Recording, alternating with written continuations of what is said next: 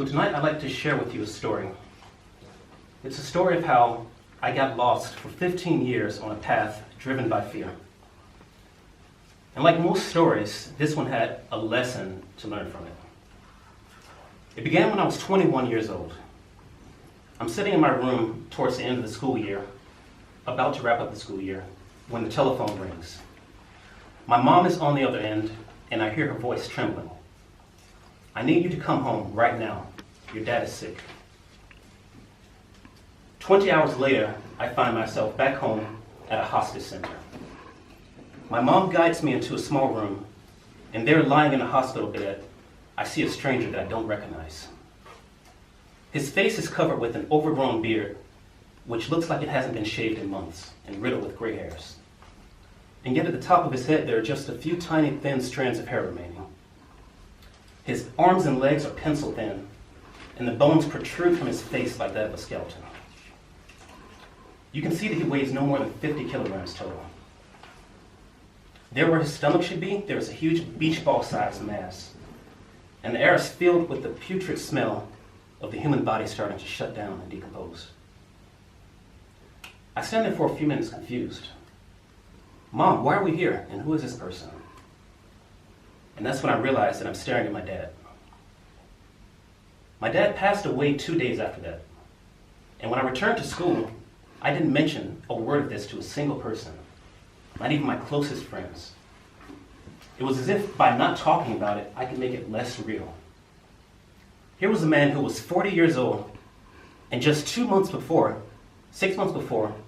he had been twice my size and in the prime of his life. How could something like that happen to someone like him? And this left a pusillanimous little voice in my head, which says that if it can happen to him, it can happen to you. But I was determined. I told myself, if I get in the best health, I can avoid that. So I became obsessive. I started going to the gym and exercising, everything you can think of, non-stop, for years. But that voice didn't go away. It just got louder and louder. It said, "You have to run. You have to run away from death." And that obsessive behavior carried into every other aspect of my life. So it was only a few months ago where I took a step back to really take stock of my life. And one of the big questions I asked myself was that for every place in your life where you're not where you want to be, what is it that you're doing to sabotage yourself?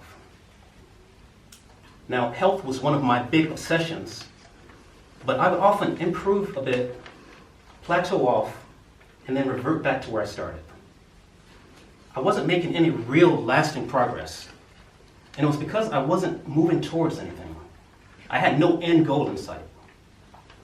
All I was doing was trying to run away. I was trying to run away from death. Now, the thing about running away from something is that it's easy to make a bit of progress. And then you look back and say, okay, things aren't as bad as they used to be anymore. I can take it easy now. I can stop. But the second you stop moving forward is when you start sliding backwards. That's when I realized that if I wanted to see real, lasting change and progress, not only with my health, but my whole life, I had to stop running away. I had to move towards something. So if I could give a message to my 20-year-old self, I would say that it's normal when you want to run away from things that make you uncomfortable. But if you really want to find lasting change and true progress, you must find something to run towards. You cannot run away from death, but you can run towards life. What does that mean to run towards life? Running towards life means embracing those experiences and challenges which make you uncomfortable, and reflecting on those so you can learn and grow. It means accepting the obscurity that comes from uncertain situations, but using that so that you can discover unexpected opportunities. Running towards life means acknowledging your limitations, but feeling the pride and the fulfillment that comes once you surpass them. It means recognizing the areas where you have tunnel vision or blocked mind, and accepting input from others to help you find a new perspective, a new way of seeing, feeling, and understanding. Running towards life means coming face to face with your biggest fears and keep moving forward because you realize that the best rewards lie right on the other side. It means making sure that every minute you live is one where you can find something to appreciate from both the good and the bad that comes from it. So I leave you now with just one request.